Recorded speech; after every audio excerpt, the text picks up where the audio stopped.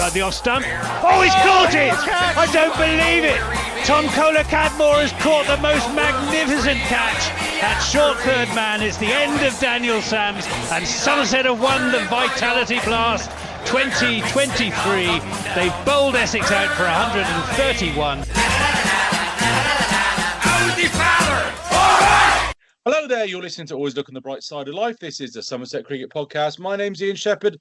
Joining me this evening, I've got the last remaining spectator at the Utility Bowl yesterday, Dan Kingdom.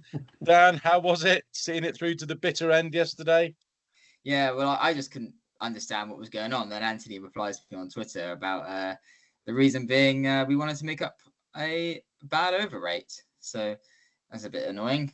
But yeah, it was very strange waiting for an inevitable draw for that long. Good stuff, Dan. And also joining us is the voice of cricket on BBC Radio Somerset, Anthony Gibson, who, what was it like down at Utility Bowl, Gibbo? Half day's work for a full day's pay? Sounds good to me. Sure. There's nothing worse than hanging around, I tell you. I'd much rather be commentating on cricket than hanging around, especially at the Utility Bowl, which is, not my favourite cricket ground in the world, let's say. Were you up on that exposed gantry again? Yeah, we were up on the camera gantry, and it got blooming cold, particularly on Friday, when we were hanging around, because we only got one session of play on Friday. So it was, I mean, all told, I think we lost something like four or five sessions. So it was very unlikely it was ever going to be a result, which is a shame. If you have been under a rock for the last 4 and a bit days, Somerset fans, Somerset came away from the Utility Bowl with a draw, 11 points, losing one of which for an over rate infringement, which, as you just heard just now from Dan, is why they were hanging around trying to get on just to run through a couple. Well, hopefully declare, and I don't know how they could have got those overs. Well, quite. It was a pretty forlorn hope. because they would have had to bat it for, I don't know, at least an hour, probably longer, probably 2 hours, because for however long, I mean, Somerset only had a lead of 11, I think. So for however long Somerset batted to get the runs, then Hampshire could bat for an equivalent length of time to knock them off, So it was, I don't know, it was all very strange, but we were let off in the end. And Dan and I think we agreed on the number of spectators that were left. I think I made it 36, and I think Dan counted up with the same number. Yeah, I count. It was 40 when play resumed that I counted. But all right, 40. Oh well. Okay. Well, yeah. I mean, near enough. I mean, we may have counted it slightly different ways and had slightly different views. But and then it was 10 a bit later when the covers were on. Yeah. And then in terms of sitting in the stands, there were 4, me, my brother, and 2 others at the moment when play was completely called off. So that was fun. There were a few others in the ground, I believe. Not many. Not many. No.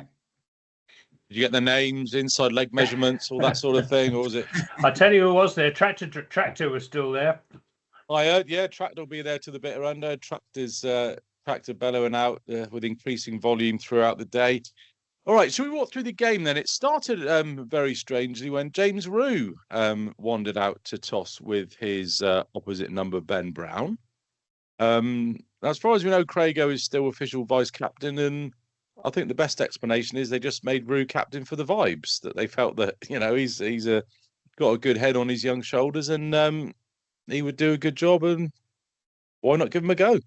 See how it goes. Yeah, I mean, that's almost exactly what Jason Kerr said to me when I asked him about it. And Craig Overton is definitely the official vice captain. And I asked Jace whether Craig was happy with it. And he said, yeah, he was perfectly happy with it. But they respect James Rue's leadership qualities. He's obviously cut out to be a captain of the future. And they thought it would just be interesting to give him a go. There was nothing more to it than that. Nothing to do with any Twitter spats or anything like that. I was just going to say conspiracy theory number. Well, this is an internal Somerset conspiracy theory, so its number would have to be 1. And in a strange quirk of statistics that I'm sure you're going to appreciate as well, his younger brother Thomas, of course, captained the seconds in the same week. So a little unique statistical, whatever you call it. Didn't do his batting any good though. Only lasted 4 balls before he knocked off to Kyle Abbott in another spectacular Somerset collapse, which saw us. Well, we made our way to 69 for 1, and then obviously, as is the joke, you make yourself to 69 for 2, which is a lovely position to be in. And then just lost wickets regularly. Lammonby played a Gower-esque drive. That's the negative form of Gower-esque. Banton, well, his rotten run of form since he got his well, he got his 371 seems to continue. No, he was unlucky, Tom Banton. He hit that shot pretty well. Oh, it was a hell of a catch. Just a brilliant catch. Brilliant catch. To be ultra critical, you can't get caught if you don't hit it in the air. True. Something that Archie Vaughan needs to bear in mind. Well, we'll get on to Archie later. Jack Leach, who came in ahead of Miguel Pretorius, made 20. And the journeyman, the distinctly ordinary Miggy P, dug Somerset out of the mire with a 47 off 40 balls towards the end of the innings, putting on, well, Christ, what, he got 48 with Alfie Ogborn, who was selected as well, ahead of Josh Davey. I mean, it's the same old story, really, isn't it? We get to a sort of semi-promising position, 69 for 1, and then the wheels bloody fall off again, and then the lower order kind of dig us out of a bit of a hole. Yeah, we were going along quite nicely, really. You know, Vaughan and Lammonby in sort of pretty dark conditions. Ball was presumably nipping around a bit. There weren't too many alarms.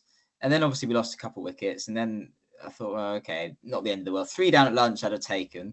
But yeah, with 10 minutes to go before lunch, we managed to lose another 3 wickets. So yeah, just astonishing, really. I mean, for our middle order, which is our strength as well, a middle order that's pretty set in stone and did pretty well last season. So collapse like that in that sort of heap in 10 minutes is pretty astonishing. And we basically spent the rest of the game trying to recover from that hole, which we did fairly admirably, I'd say. It was day 3, I think we had quite a good day, really, in terms of the position we were at the start of the day to the position we were at the end of the day. You know, we bowled Hampshire out in the first session, took 7 wickets in a session, and then batted much better in the second innings. Obviously, the pitch was flattening out, but I thought, you know, Dixon batted pretty well, although he did have a few alarms throughout the innings. It's good to see Dixon, you know, find some confidence and some form. Yeah, he described his innings to me as very scratchy. He said, "Why do you want to interview me?" I said, "Well, because you've got 50 and you haven't got very many 50s for Somerset."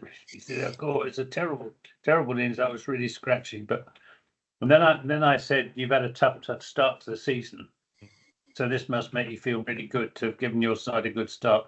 And he said, "I haven't had a tough start to the season. I got 100 century," which of course he did in the practice match against Gloucestershire.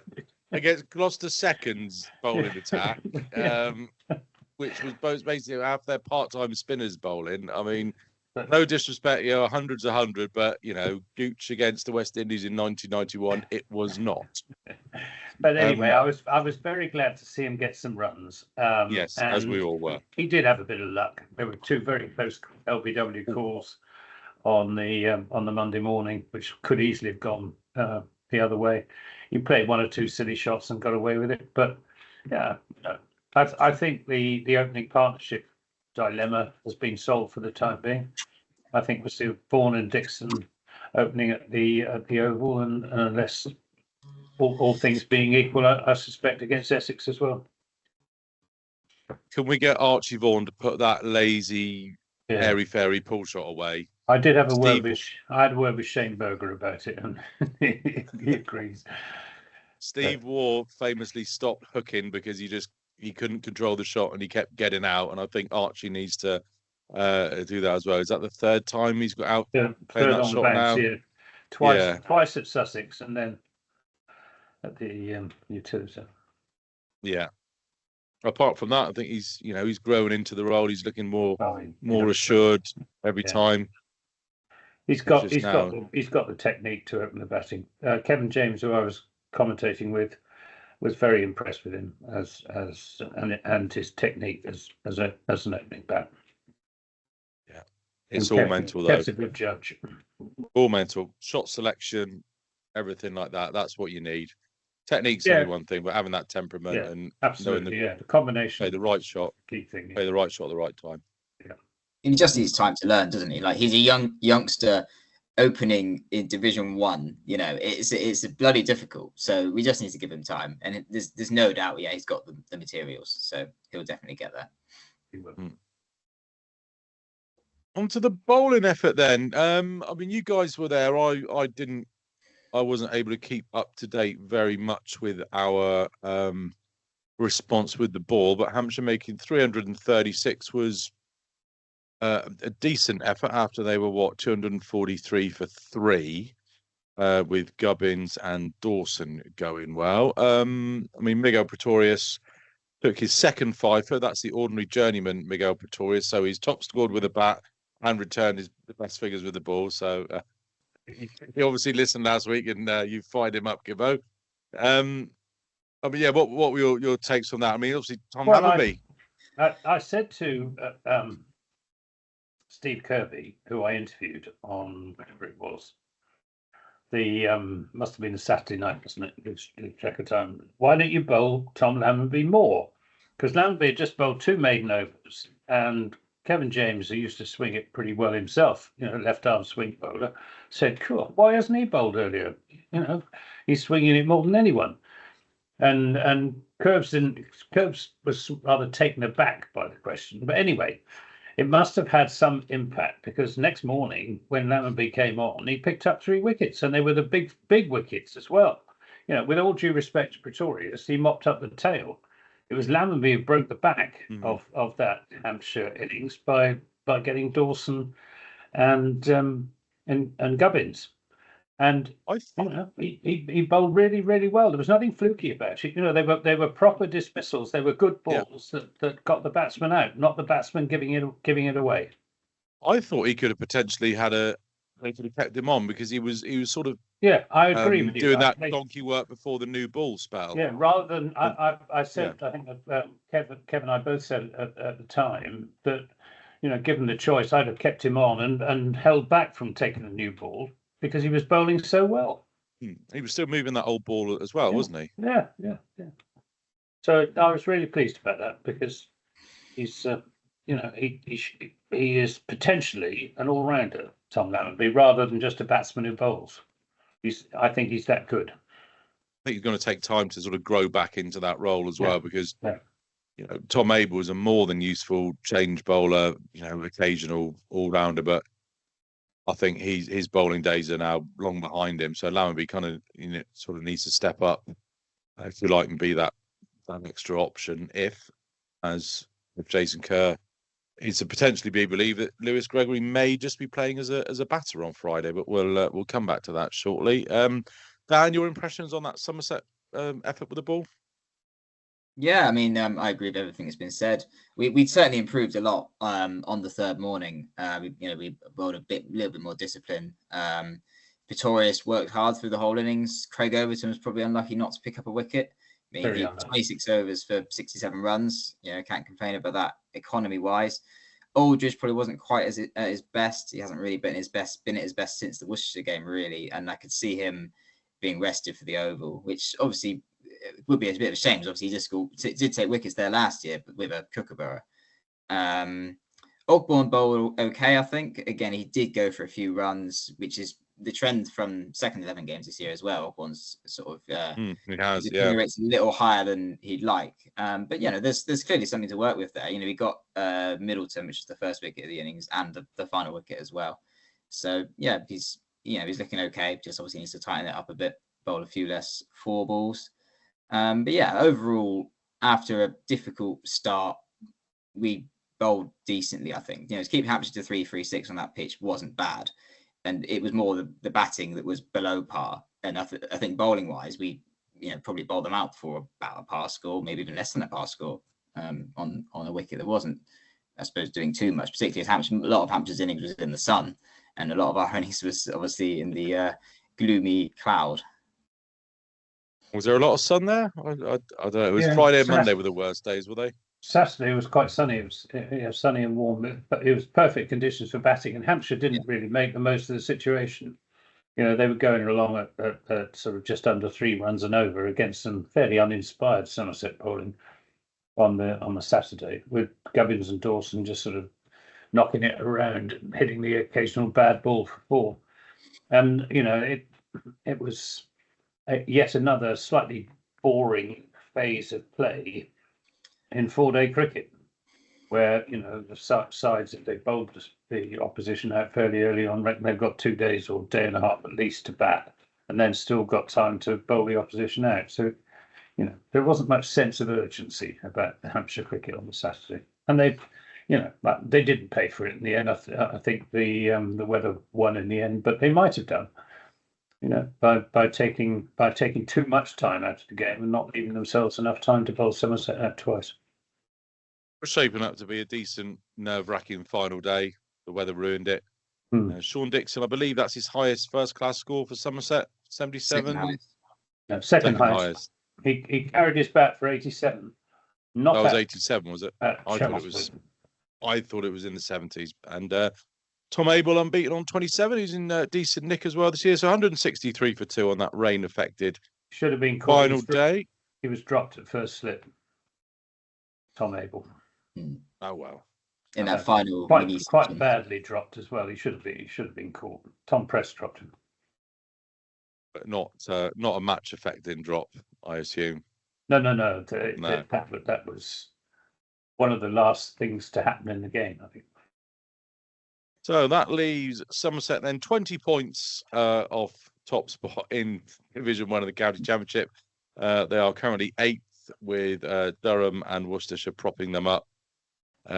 Surrey, our opponents on Friday, on 38 points. Both sides winless and not top the table. Anything more to discuss about Hampshire then? It just seems a bit of a non-event of a game when the rain ruins it as much as it does. Well, it's a shame about the penalty for the slow over rate, because Somerset normally bowl their overs pretty promptly. It's because we're normally flogging Archie Vaughan for half a day, knacking him out before he opens the batting. Or Jack Leach is bowling 65 overs in the innings, as he did. Yeah, Leach only bowled what did he bowl? 5 overs. Yeah, there was nothing in it for the spinners. 93, which is probably why. There was nothing in it for the spinners. But no, I mean it was a shame, but that's the way it goes sometimes. Well, I'm going to go back a few weeks now. There was a question which our old mate John Hayes put in, which we didn't get to read out at the time, but I'm going to raise it again now. Is this pre-season trip to Abu Dhabi worth it? Is it the best bang for your buck, bearing in mind that we are normally pretty slow starters in April, as we have been proven to be again this year? Not necessarily against pre-season trips, but if you are preparing for the start of the county championship, why are we mucking about in this stupid 2-day T20 tournament? I presume it's for money. I presume there's some Abu Dhabi money in there somewhere.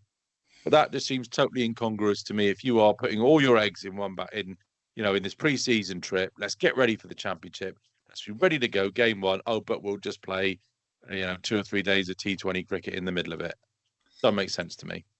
I think the T20 is seen as a bit of fun just to start the trip before they then move on to red ball cricket. Because from the quotes that I saw during pre-season, they were very much emphasising red ball is the focus. T20 is, we're going to do a couple of T20s, but then it's going to be complete red ball focus. And to be fair, we do have to practice some T20 sometimes. It's a bit like if we just practice red ball, it's a bit like revising just for your first exam and then not your second one, I know, but if I got my maths exam tomorrow, I'm not going to be revising geography. Yeah, but in the scheme of pre-season, a few weeks, we can afford to do a bit of T20. And as I say, I think it's mainly just for a bit of fun. Playing devil's advocate now, you telling me if every single Somerset bowler had worked for 2 days on a delivery that could take a wicket on a flat pitch, that wouldn't have given us a little extra in taking that last wicket against Worcestershire? Well, who's to say they didn't do that at some point in pre-season? Well, because they didn't, because they were playing 2 days of T20. Yeah, but at another point in pre-season, they might have been working. No, but they could have worked on it for another 2 days. That's kind of what I'm saying is, yeah, true. It doesn't. It just doesn't make sense to me now. Like looking back at it as a whole, going to Abu Dhabi, playing this T20 competition, then playing a 2-day. It's not even a game, is it? It's just an extended practice session where you can bat as much as you want and go back in 3 or 4 times. Well, in terms of going to Abu Dhabi at all, if we didn't go to Abu Dhabi, then late March and early April was just constant rain. We'd look like idiots because we then have no cricket when other camps would have gone out there and would have played. Yeah. But is it worth doing something different in Abu Dhabi? Is potentially what I'm saying. Well, yeah, maybe playing a proper 4-day game. An inter squad. I mean, they got enough in the squad to play first against seconds, or pick teams. And if they haven't, you got the likes of Shane Berger and all the support staff can field if they need to. But is it worth doing something like that and just knocking this silly T20 competition on the head? Because you're saying about practicing T20, the first team don't play it. Gregory didn't play. I don't think Overton played. Smead and Bantam weren't on the trip. Cola Cadmore didn't play. Did Cola Cadmore play? He might have played. Other guys were in and out, up and down the order. So I don't know. And there's a cost as well, obviously. It's not cheap to take 20 blokes or 25 blokes over to Abu Dhabi for 3 weeks. I don't know. It's got to be 6 figures cost at least. And the rest probably. As I say, I think it's just a bit of fun to blow the cobwebs away at the start of the tour. But yeah, I don't think it's a big deal. So I'm the grumpy one now, am I? I'm the one that's moaning about all the money being spent. I don't know. I just think you got to look at it because we never won the championship, so we need maybe to be doing something different. We need to be maybe getting more of an edge and looking for every single little 1% that we can get. Don't forget the first innings in the county championship. We scored 640 runs. Oh yeah. What about the next one? How many did we score in that one? Well, yeah, but you couldn't. Yeah, I mean, there was nothing wrong with the bat. The bowling, I agree. Looked distinctly rusty, and both in the Worcestershire first innings, and especially in that first hour at Hove, which arguably cost us the game, because if we bowled decently in that first hour, we could have taken 3, 4, 5 wickets. And that game would have had a very different look to it. So I don't know. I don't know enough about what goes on in Abu Dhabi and the finer points of coaching to pass an opinion. Really, if they enjoy it, and it's obviously a big team building thing as well, and they are a very together bunch of lads and coaches. They do get on really well together. They are a happy squad. That's good, and maybe Abu Dhabi is part of that.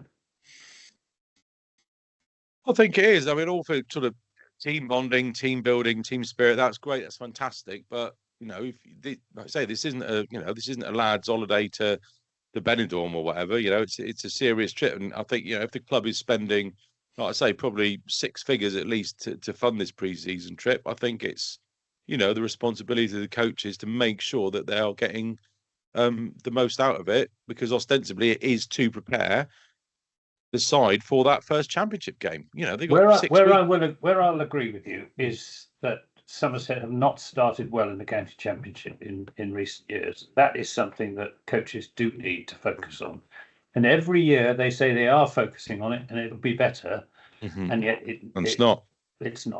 So I think that is the point that really needs to be focused on. One quick point. Last year was the first time we participated in this Abu Dhabi T20 tournament, and we actually had a dramatic improvement in the county championship last year compared to the previous couple of years. Okay, all right. Yeah.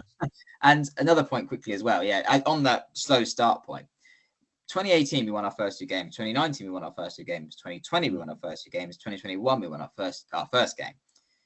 Hopefully we can sort of look back at that and think, what did we do right in those seasons that allowed us to actually have a pretty strong start? Because prior to 2018, we were the same as we were now, as we are now, with really slow starts. So, that's hopefully what the kind of thing they look at. I think we were just a better team, particularly 2019-20. That was really the peak Somerset in red ball cricket in recent years. But, it can be done. We have done it before, so we just need to find a way. And obviously this year we've had a fairly difficult start to the season and got 2 more difficult games coming up. Although arguably the first 2 games, we should have won game 1 and game 2 against Sussex. Sussex are obviously a good side, but the fact we were so uncompetitive against them was a worry for sure. So, something needs to be looked at for certain. Moving on then, the small matter of the 3 in a row county champions. Surrey is looming large at the Kia Oval on Friday. What changes are we making? I presume we're keeping the same top 6. Yeah. Gregory potentially maybe playing as a batter, according to Jason Coe did a bit of an interview with the cricketer. Casey Aldridge is the next one. I'm inclined to keep faith with Casey, mainly on the basis that he looks to have had a lot of struggles against the left-handers, and that's kind of set him a little bit back. Surrey don't have many. They've got Burns, and I think that's it. So he's going to be bowling to right-handers most of the time. And he did get wickets there last year. And I think it would be a good boost to his confidence if he is kept in the side. So I'm potentially going to keep Aldridge in. He is batting below Gregory, though. That's a non-negotiable. So I've got Aldridge down at 8, with Gregory at 7. And then that needs 9, 10, 11, which Everton, I guess Pretorius, Leach. Overton, Pretorius, Leach. Yeah, Any I'd be objections? happy with that. It's not a great seam attack, though, is it? On what's usually a pretty fast pitch. Who'd you bring in, though? Well, Josh Davey. I mean, isn't it more or less the same seam attack that played there last year? Overton, Pretorius, Aldridge were definitely there. Gregory was definitely there. Yeah, Gregory was bowling then, wasn't he? It might be more or less exactly the same attack because Leach would have played, I guess. Bashir played because Leach was injured. Okay, so Bashir for Leach. Right, So, but seamers wise, it would be exactly the same then. I think there's a case for not playing Jack Leach. Beautiful. Sorry, don't bother with spinners. But on such a flat wicket, I suppose we could just go with Vaughan.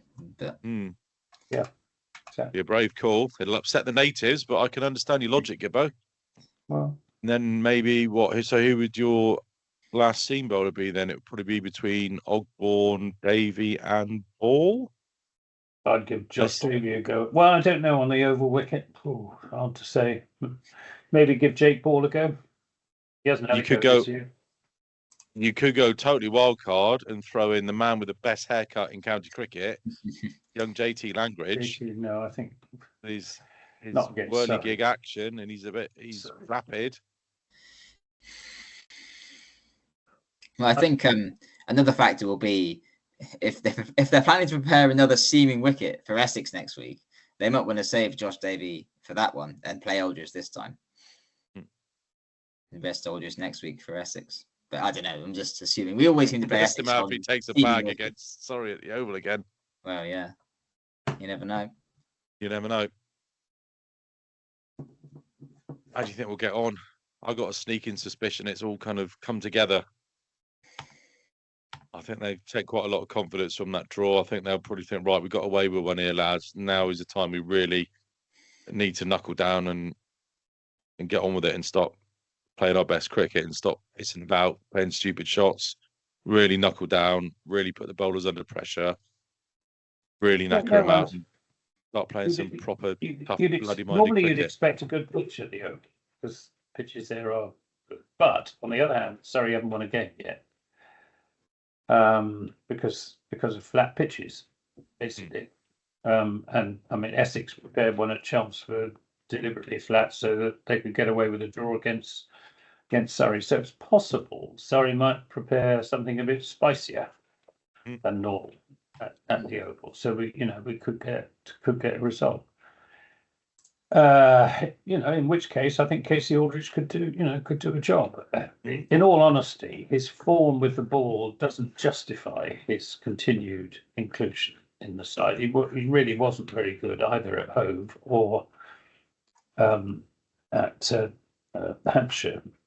But if it is going to be a spicy pitch at the Oval, he might be the man.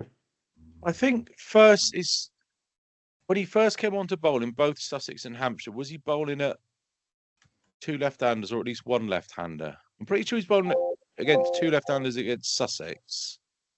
Yeah, yes, he would have been. Yeah. The top four are all left-handers. Yeah, and again, I just think he's not as comfortable against lefties, and if he comes on against two right-handers, he jolly well ought to be. I know he's a professional cricketer, England Lions, and all this. I know, but sometimes you are. I mean, it's just the way it is. I mean, sometimes you could probably bowl and just got them up, but sometimes you just feel a lot comfortable slipping it on that line and length to a right-hander than you do just making a little adjustment to do a similar thing to a left-hander. So it's just how some guys are built, I guess.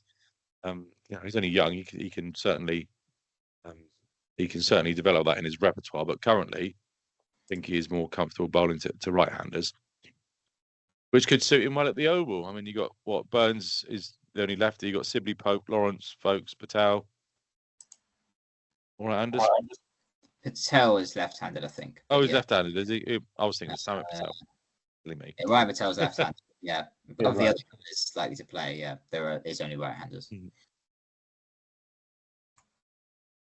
Could be an interesting game. It could be an interesting game. Another interesting game.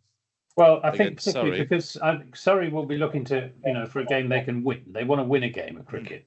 If they're going to win a game of cricket, they've got to produce a result pitch rather than just the usual Oval, absolutely flat, really good, quickish deck. So, I think the toss could be quite important. I think it could be, a bit green on the first morning. Let's hope so. I always think when you play on a bit of a dodgy pitch, it's a massive leveler. If you play on a pretty flat pitch, the best side should normally win, or at least dominate the match. But if you throw a bit of a spicy wicket in there, all bets are kind of off. So I'm very much looking forward to it. Before that, though, we do play Somerset again. We play Surrey tomorrow in Somerset women's first ever professional match, playing Surrey in Kent for some inexplicable reason. Sophie Love and Somerset women are off to Beckenham tomorrow. Looking forward to that one. Dan, are you making the trip down, Dan, or are you just catching it on the stream? I won't be going, sadly, but I'll be trying to follow it where I can from work. Should be exciting. Somerset women's first ever professional game it's very strange. Surrey have decided to commandeer Beckenham as their main home ground, even though Beckenham it's in South London, but it's in the Kent bit of South London, sort of southeast London. It's a nice little ground. I went there last year. Obviously, it's going to be a difficult game. Surrey do look pretty strong. They've inherited mostly the Southeast Stars team, coached by Johan Neiber. And that Southeast Stars were pretty strong throughout the regional era. They didn't win many trophies, but they were generally one of the more consistent teams. And obviously, Somerset have got a pretty young team, but we do obviously have our England players available. Yeah. So so does Surrey, obviously. But apart from Danny Gibson, she's injured. She's got bad back. The other two are Neve Holland and Amelie Mundy. But Fran Wilson and Heather Knight obviously are two massive players. And then really, I guess you're probably the best qualified to sort of work out what the starting 11 might be, because they've named a squad which is pretty much everyone else who's fit out of the 20 on the playing staff. Yeah, in all honesty, I haven't got my 11, so I'm going to have to make this up on the fly. I mean, Heather Knight will open, I think. She'll probably open with Emma Corney. It'll be Luff and Wilson at 3 and 4. Number 5, I'm not sure. Katie Jones will be in there. She's the keeper. I assume they'll play 3 spinners, so it'll be Amanda Day Wellington, Charlie Dean, and Chloe Skelton. A couple of seamers. Laura Jackson, who's been signed from Lancashire. She's definitely been Lancashire before. I can't remember if she was there last season or not. Laura Jackson has looked pretty good in pre-season, I think, so she'll probably play. And I suspect it'll be Molly Robbins who takes the other seamer's spot. And yeah, if I just quickly go on the Wikipedia page of Somerset Women just to remind myself of all the players, I can tell you who the other player will likely be. Ellie Anderson's another seamer, isn't she? Yeah, I think she'll be she will play regularly, I think, but I'm not sure she'll be in the strongest team, particularly with Charlie Dean available. I know she's a spinner, but I think with Charlie Dean available, we'll go with the 3 spinners.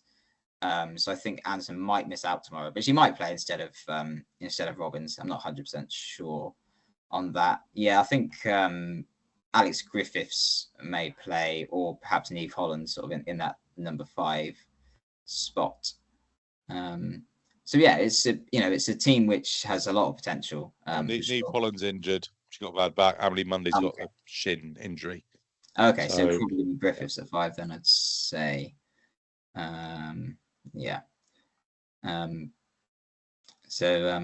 Yeah, exciting times. And I hope that we can, improve a bit on Western Storm's performance in the last couple of years. But there's certainly some new exciting blood has been added to the squad from the Western Storm years. Players like Vukasic and Emily Monday, and obviously Charlie Dean. Katie Jones will have a more prominent role now, I think. She didn't play that much for Western Storm, but she's England under 19s. She did okay in the under 19 World Cup, so looking forward to seeing a bit more of her. So yeah, that's it really. Looking forward to it, and looking forward to Sunday as well. I think the club are doing putting a great effort on to get Sunday as spectacular as possible. I think there's free tickets for all members. It's free to get in, but I think you do need to get your tickets first. You can't just turn up on the gate. So I'll be there. I presume you'll be there as well, Dan, or are you going to the Oval? Well, I'm actually at a wedding on Sunday, so I won't get any ticket. It's very rare, me missing Somerset cricket on a weekend. But yeah, weddings are probably the one thing that would ever stop me going to cricket on a weekend. But they're not only making you miss one Somerset game, they're actually making you miss 2 Somerset games. I know, unbelievable. Which horrible non-cricket fan is this person, Dan? They need to be shamed. Just give them a really bad wedding present. Yeah, we'll do. They don't really they're not a big cricket fan. They're not cricket fans. So yeah, they obviously didn't really take it into account. Are they gonna doing the wedding? Just don't sit with your phone on watching the stream, because that's frowned upon. We might surreptitiously have some headphones in during the ceremony. Who knows? Well, 2021 finals day, I had to do that. I wasn't at a wedding. I was at my little girl's dance class. I was listening to Josh Davey. Was it that one? Josh Davey rescue us out of the it was Ben Green rescue us out. Hampshire. Yeah. No, I was watching that one. Was it the year after? I can't remember. But anyway, I do remember listening to Gibbo up at Edgbaston with my little earpiece on the Bluetooth while my little girl was doing a dance show. Anyway, best of luck to Sophie Luff then, and Somerset Women taking on Surrey. Best of luck to Lewis Gregory and Somerset Men also taking on Surrey. Let's hope we can make it a double over the 3 feathers. Should we do some listeners' questions then? Before we knock this on the head. Oh, before we need to discuss this, Jamie Porter, you little rascal, you. What do we make of that, eh? That caught and bowled in inverted commas. I didn't see. I've seen the pictures, but they're inconclusive. Well, whether he caught it or not, the only thing that I don't understand is I've watched it, and I cannot see how the bowler's end umpire is cited for that catch being taken cleanly or not, and he doesn't go to square leg. I thought the square leg umpire it was the square leg umpire who gave him out. Did he stick his finger up? I didn't see. I haven't watched it. I'm sure I saw the bowler's end umpire stick his finger up, but it seemed far too quick for him to have consulted with his colleague at square leg. Essex have form on this. They do have form. Yes, that one a couple of years ago at short leg. Nick Brown, and I I will swear to my dying day, I saw Alistair Cook take a catch at slip of Tom Lammonby, and he took it on the first bounce and claimed it. And Lammonby, I think, because it was Sir Alistair Cook, a knight of the realm. Yeah, but unimpeachable reputation. Yeah, exactly. That was was that the Bob Willis final? Or maybe not. No, it wasn't in the final. That was the 1 wicket loss. Oh, Craig got like 17 for 150 or whatever, on 13 for something. Yes. Yeah. But the Nick Brown one, funny enough, they replayed my commentary, and I actually said on commentary, I think that may have bounced as it hit his boot. It hit the ground as it hit his boot, and it did. And it was, and Brown would have known that, and he claimed to catch, and it was, that was very, very poor. And for what I've seen, the Porter incident is in the same category.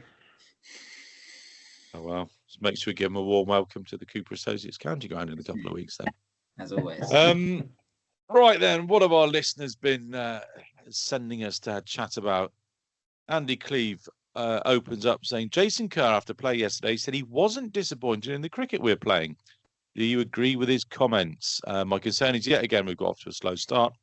The last 2 games versus Sussex and Hampshire haven't exactly gone to plan. I think we're playing decent cricket, but in patches. Yeah. We're not putting it together.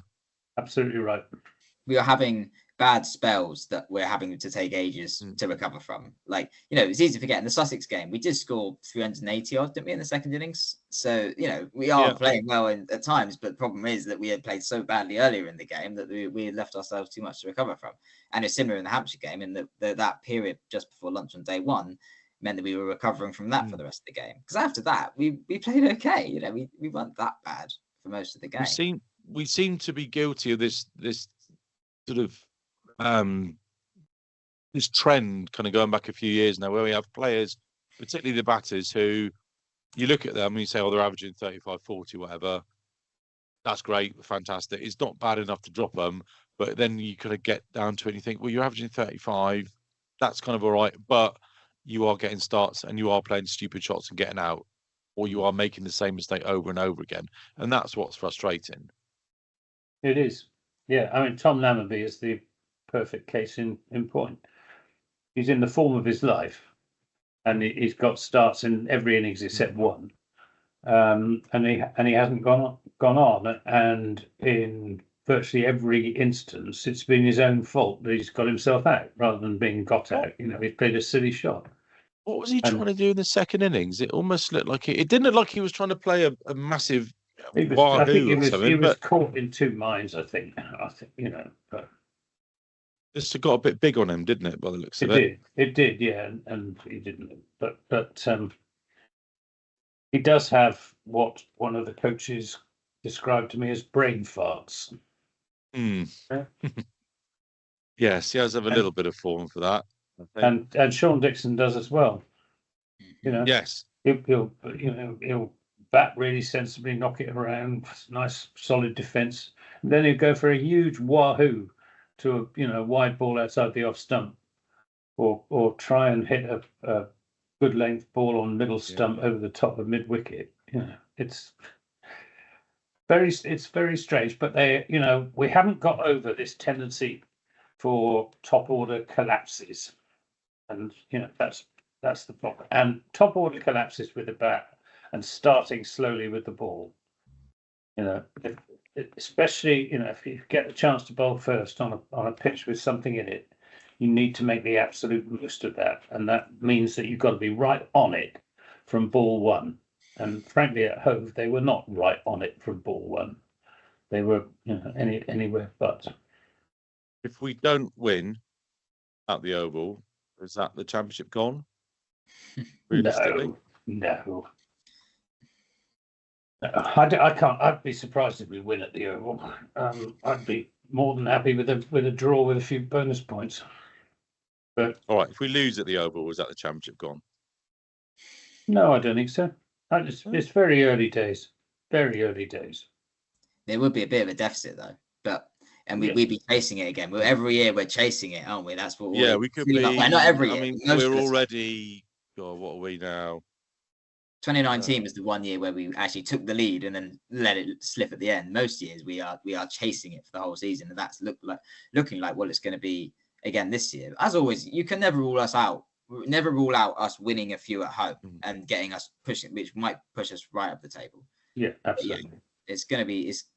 Yeah. If we don't win at the Oval, it will be difficult. But you can't rule us out. It will just be another squeaky bum time, last game, dash for points. I love those. Anything. I mean, we're 20 points behind, and we go slip further behind. So it's a lot to make up. Yeah, you never know. I think it's possible to make up points quickly if with a couple of big wins. We've got, following this, we've got 2 home games. Essex will not be easy, obviously. Sussex, we've literally just lost to. But we could definitely win both those games. And then all of a sudden, we could be in a pretty good position. Quite right, Dan. Sheps is just sounding like a typical Somerset fan. Whoa, we're out of it already. Whoa, we be lucky. Going down. Relegation looms. After 2 games, they're talking about us being relegated. I think we'll win at the Oval. I think we will turn up in a big way at the Oval, and I think we will. These words are got to come back and bite me on the arse. But I genuinely think we will turn them in a big way at the Oval, and we'll put in a real shift. I hope so. That would be absolutely brilliant. I mean, we'd all love to be Surrey at the Oval, wouldn't we? Just trying to look at see when we last won at the Oval in a first-class match. It was a long time ago. I'm just telling you now. I'm just finding it now. It was 1995. Last time we beat Surrey at the Oval in first-class cricket. That is a long time. So that would have been Laffel, Trescothick, Peter Bowler. Probably. Mushy probably got a bag for it. 10 at the Oval back in the 90s. I can find it in a minute if you want the match. While you do that, we'll do the next question. Trev, as says, 2 questions inspired by comments I've seen on social media. Do we try in red ball cricket? I think we do try in red ball cricket. I don't know. We do. I've never seen anything so ridiculous. I mean, it's the one competition that the entire club want desperately, above all else, to win. And I can assure you that the players and the coaches give their everything they've got to red ball cricket. Yeah, I wholeheartedly agree. And part 2 of that question is, should Jason Kerr and Andy Hurry go? Well, you look at their record, we've been in the first division longer than anyone. Yeah.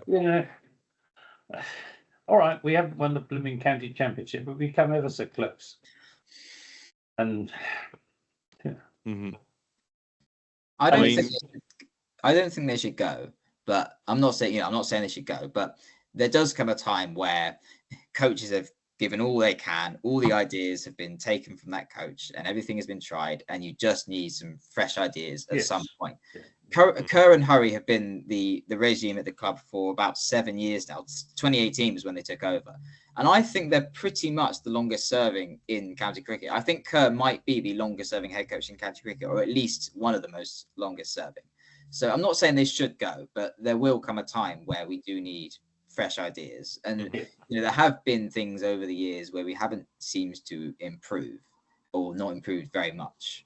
Particularly, for example, the opening partnership. So yeah, I'm not saying they should go, and they do have a fantastic record. We have consistently been challenging for trophies. We have been in Division 1 for a really long time, the longest stint ever in Division 1 since 2 divisions came in. So and it's sometimes you don't know what you've got until it's gone, and absolutely. For a couple of our resources to be where we are and have been challenging in the last few years in all competitions, it is pretty good in the grand scheme of things. A lot of counties would love to be where we are.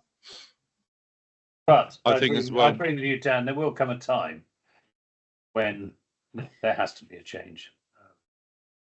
I'm thinking about what you said about Dan about what is essentially saying is a shelf life.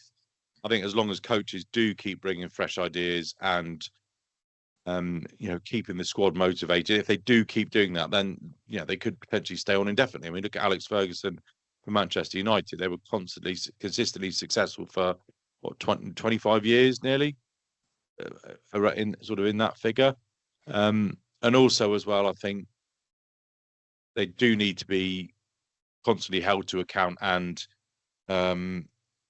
sort of justify what they're doing. They can't allow somebody being in a position for a long period of time to be sort of comfy. It's up to, whether it's Jamie Cox constantly keeping Andy Hurry on his toes or Andy Hurry constantly keeping Jason Kerr on his toes. You can't allow it to get too cozy there. There does need to be a constant badgering, and badgering is the wrong word, but constant checks and balances kind of thing as to what's going on. Yeah. I.e., is it value for money going to Abu Dhabi? Bringing that full circle. Next question then. Andy Cleve just says, is James Rue the new unofficial vice captain? No. I suppose yes. Well, yes, because Craig Overton is the official vice captain. So James Rue is the unofficial vice captain, or the renegade vice captain. He'd be the unofficial deputy vice captain. The unofficial deputy vice captain. Yeah. Fair enough. Do we add anything to that then? The unofficial deputy relief locum vice captain? Well, the interesting question is, if Gregory got a bad injury and missed a few games, would Craig Overton captain? Or would yes, he would. Yeah, I'm sure he would. And don't forget, he captained Somerset pretty well in the 2 games. He was captain when we beat Surrey last September. Overton. Yeah. I don't think he was he? I think I can just Lewis check now. played that game. Yeah, Lewis might have been off the pitch for a while, but he definitely played. Yeah, it was Gregory. I'm just looking now. Overton did captain 3 games last season. The draw with Notts at Trent Bridge, the win against Warwickshire at Taunton. And that's the one I was thinking of. Yeah, sorry, yeah. That's the one I was thinking of. Yeah. And Andy Cleve wants to know if we should be looking at bringing in another overseas bowler till Matt Henry gets here. Well, there aren't any around. Yeah, there aren't any, especially with the IPL being on, all the quality ones. I mean, we're lucky that Henry wasn't picked up in the IPL, to be quite frank with you. So that was a minor miracle. Yeah, the problem is if we sign someone, it will be someone like Brett Hampton, who's one of Hampshire's overseas players, or it'll be another Mig, you could say, more of a journeyman overseas bowler, not someone who. Who was the one we had? Who was the one we had in September? Was it exactly? He made such an impression that you can't even remember his name. Brett Randall. That's it. Yeah. Oh dear. Who was that Scots bloke we had for the One Day Cup? Charlie Castle. Charlie Castle. Oh God. I was so. There was a game where he played ahead of Ned Leonard. I think it was the Derbyshire game at Taunton. I was just so annoyed that he had got in ahead of one of our youngsters, and then we lost the game partly through Castle being whacked. And we lost a very close game. So yeah. Bring back that lad we loaned from Gloucester. What was he called? That 2021 George somebody. He's up at George Drizzle. Oh, he's up in Durham now. Well, we had George Drissel as a permanent player. I think Ian, you're thinking of George Scott. That's it, George Scott. Yeah, George Scott. Yeah, the great anonymous George Scott. Chris Payne would like to know if Dixon has saved his place in the team with his second innings. Not well. He's certainly got a stay of execution for the Oval in Essex, I would imagine, Chris. And he would like to know your thoughts on Rue as a captain. Was he sort of vocal? I mean, he's fairly vocal when he's keeping wicket, but I mean, most keepers generally are. It's par for the course. You well bowled Craig. Keep going, boys. He didn't make a big deal of being captain. Let's put it like that. If you looked out on the field, I mean, he had a few chats with Craig Overton and Tom Abel and what have you. But no, I think it was. I wouldn't say he looked the part. It was hard to. He didn't honestly have much to do. It was all a bit captaincy by numbers, I suppose. But it was unobtrusive. That's the word I was searching for. Unobtrusive captaincy. And Beautiful. He obviously needs to just keep a bit more of an eye on the over rate. That's obviously something. Yeah, that was the only thing that did sort of cross my mind about this quote unquote experiment of making him captain is we did lose a point with the over 8, which But potentially he's got coaches who should be able to remind him of that. It's not difficult to send a message out to the middle saying, we're falling behind the over 8. Put Jack on for a few overs. We could have, when the 8th wicket fell or the 9th wicket fell, we could have just bowled some spin just to try and make it up. Yeah. I just hope that doesn't come back to bite us. It's only 1 point, but we all know from 2010. We all know 1 point can make all the difference. No. And it was only 1 over behind as well on the rate. Yeah. Wasn't it? Oh, 1 over behind. Although I swear at the end of the innings, I swear it said level on the scoreboard. I did have half an eye on it. I swear it was level, but I don't know. I'm pretty sure in the regulations it doesn't. The regulations say that the scoreboard doesn't change every over for the over rate. The over rate is only updated periodically on the scoreboard. So presumably it hadn't quite updated to be 1 below. We not get Polly just to quickly, Tipex something out and add a couple of minutes for a lost ball on somewhere. She wouldn't dream of it. And the unimpeachable Polly Rose. Right. Absolutely. I'm done. Anything else from you guys before we knock it on the head for another week? No, looking forward to the Oval. Yep. Yourself and Mr. Church, is it? Yeah. Yep. Me and Churchy. Absolutely. Looking forward to that. I found the scorecard for my last win at the Oval in first class cricket. So June 1995. I'll tell you what we'll do. Me and Gibbo go back and forth trying to name the side. Oh, no. Go on. Right, I'll start. Lathwell. Lathwell would have been in there. Yeah. Yep. I bet you. Was Trescothick playing? Yep, Lathwell and Tres were opening. Right. Peter Bowler? Yep, number 3. Richard Hard? Yep, number 4. Nailing it so far. Oh, Christ. Right, I'll go Mushy. He's in there. Yep, number 9. Yep. Rob Turner? Yep, he's in at number... he's gone for the keeper. He's gone for these one. Right, Caddy. Caddick's not there, no. Presumably. Oh, no. Time. Oh, no, that wasn't... No, 95 was West Indies, but that wasn't the West Indies series where he took all the wickets, was it? No, sure. Caddick. All right. I'll go Jason Kerr then. Yes, he's in there at number 10. Mike Burns? No, Mike Burns. No. Who are we missing? Graham Rose. He's in there, yeah. He's number 6. Yes. You need numbers 5, 7, and 11. 5, 7, 11. I think I've got 11. Go. Let's Gibbo's go. No, I can't think. What about Harvey Trump? Yes, he's number 11. There you are.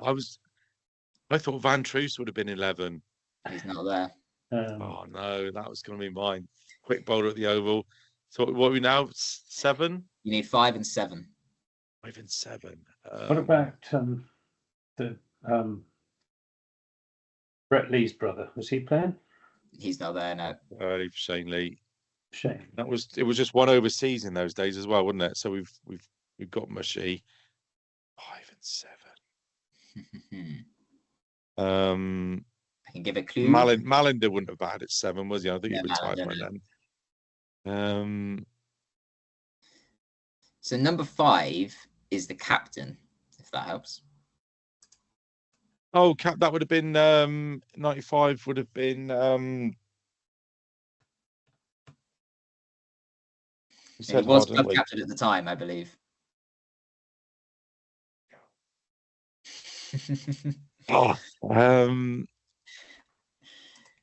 Great. He previously played with Lancashire before he was at Somerset. Hayhurst. Andy Hayhurst. Yeah. Yes. Right, and then we've got number 7. Number 7. He's going to be an all-rounder who was batting above Graham Rose. He was 1 below Graham Rose, but below Graham Rose. Okay, so he's like a bit of an all-rounder, but more of a batter, I'd say. Yeah, from his stats. I don't know much about him, but yeah, looks like a batting all-rounder, I'd say. Batting all-rounder at 7. Not Holloway. He would have batted higher than that. Not Holloway. Played for Somerset from 94 to 98. Did not play for any other counties. 94. Not Simon Francis. No. No. I think our listeners are losing us to will to know. Give us the initials. Give us the initials, Dan. Give us the initials. His full initials, including middle name, are SCE. Oh, Eccleston. Yeah, Simon Eccleston. Simon Eccleston. Oh, crikey. Oh, we yeah. should do one of these every week. This is great podcasting. I know, In fact, get fun. we should just not talk about what's going on in current Quiz. affairs with Somerset. We should just do guess the team from various things. I think Gibbo's had enough. He's he's checking on his dinner. So just to finish, in that match, you said Mushy took a bag. You said you reckon Mushy took a bag, and you're right. He took 5 for 54 in the first innings as Surrey were 2-2-1 all out. Somerset then got 260, 90 for Richard Harden. And then Surrey got 419, 2 wickets each for Jason Kerr, Mr. Carbon, and Harvey Trump. Somerset were chasing a big target, 383 to win, and they got there. Big in them days. Laffer 75, Peter Bowler 132, Graham Rose 51. So hopefully they can take inspiration from that, because that looks like a pretty impressive win. It does. Absolutely. Two spinners as well. Mushy and Trump. Probably a little bit different pitch back in the day. So it can be done. And let's reconvene this time next week to go through the most recent side to beat Surrey at the Oval, which will, of course, be the one that won the previous day. 30 years old. You never know. Good stuff. All right. Cheers, guys. Cheers. Catch up Bye. next week. Cheers, guys. Ta-ra. See you soon. Bye. Bye.